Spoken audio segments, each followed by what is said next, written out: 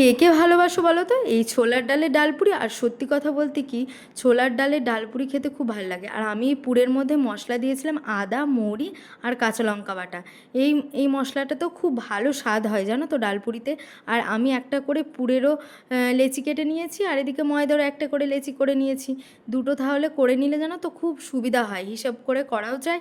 আর বেশ বারবার পুর ভরার জন্য বারবার মুটো করতে হয় না, একবারেই হয়ে যায়, কাজটা খুব সহজেই হয় জানো তো। আর আমার মেয়ে এদিকে দেখো কি বিরক্ত করছে, ও করবে, ও বেলবে, এই যে তারপর না শোনাতে এই যে নিজে নিজে দেখো বেলছে কত সুন্দর।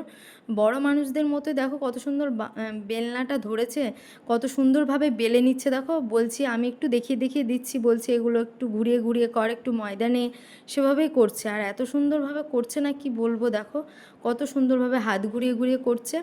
তোমাদের কেমন লাগছে বলো তো আমার মেয়ের এই অসাধারণ বেলাটা। কি বলবো, খেলার ছলে যেটুকু হয়, যেটুকু ও চেষ্টা করে সেটুকু, সেটুকুতেই খুব উৎসাহ দিই ওকে। বলি না যে হচ্ছে না, বলি যে হ্যাঁ হচ্ছে, আরও সুন্দর হবে, আরও সুন্দর করে করতে হবে। তাহলে কি বলো তো, ওদের মনে না একটা ভালো প্রভাব পড়ে, যে সুন্দর বলছে তার মানে আমার কাজটা সত্যিই খুব ভালো হচ্ছে। সেই জন্য উৎসাহটা দিই। বারবার বকাঝকি করলাম তাও শুনলো না, তাও ভাবলাম যে না করতে দিই, ও যখন চাইছে। হুম। তো তোমাদের কেমন লাগলো অবশ্যই কমেন্টে জানিও আমার এই মিনি ব্লগটা। Thank you.